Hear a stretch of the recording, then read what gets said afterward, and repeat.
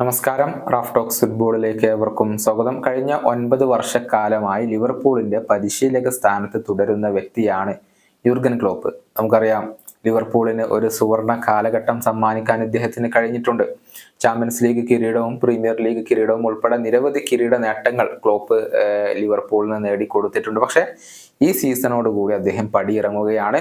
ഈ സീസൺ അവസാനിച്ചു കഴിഞ്ഞാൽ ലിവർപൂളിന്റെ പരിശീലക സ്ഥാനത്ത് താൻ ഉണ്ടാവില്ല എന്നുള്ള കാര്യം ക്ലോപ്പ് തന്നെ ഒഫീഷ്യലായിക്കൊണ്ട് സ്ഥിരീകരിച്ചിരുന്നു. അത് ആരാധകരെ സംബന്ധിച്ചിടത്തോളം വളരെയധികം ദുഃഖം നൽകുന്ന ഒരു കാര്യമാണ്. ഇനി പോകുന്ന പോക്കിൽ ഈ സീസണിൽ എല്ലാ കിരീടങ്ങളും നേടിക്കൊണ്ട്, സാധ്യമായ എല്ലാ കിരീടങ്ങളും നേടിക്കൊണ്ട് ലിവർപൂളും അല്ലെങ്കിൽ ക്ലോപ്പ് ലിവർപൂളിന്റെ പടിയിറങ്ങുമോ എന്നുള്ളതാണ് ആരാധകർ ഉറ്റുനോക്കുന്ന കാര്യം.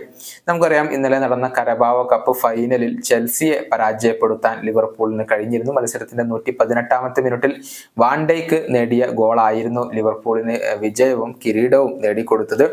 അങ്ങനെ കരബാവോ കപ്പ് ഇപ്പോൾ ലിവർപൂൾ സ്വന്തമാക്കിയിട്ടുണ്ട്. ഇംഗ്ലീഷ് പ്രീമിയർ ലീഗിൽ 1ാം സ്ഥാനത്താണ് ലിവർപൂൾ തുടരുന്നത്. അവിടെ ഒരു കിരീട സാധ്യത ഇപ്പോൾ ലിവർപൂളിന് അവശേഷിക്കുന്നുണ്ട്. പക്ഷെ അത് എളുപ്പമാവില്ല. കാരണം കിരീട പോരാട്ടം കടുത്തതാണ്. മാഞ്ചസ്റ്റർ സിറ്റിയും ആഴ്സണലും ഒക്കെ വലിയ വെല്ലുവിളി ലിവർപൂളിന് ഉയർത്തുന്നുണ്ട്. ഇനി FA കപ്പിൽ ഇപ്പോൾ 5ാം റൗണ്ടിൽ അവരെത്തിയിട്ടുണ്ട് എന്നുള്ളതാണ്. അവിടെ ഒരു കിരീട സാധ്യത അവശേഷിക്കുന്നുണ്ട്.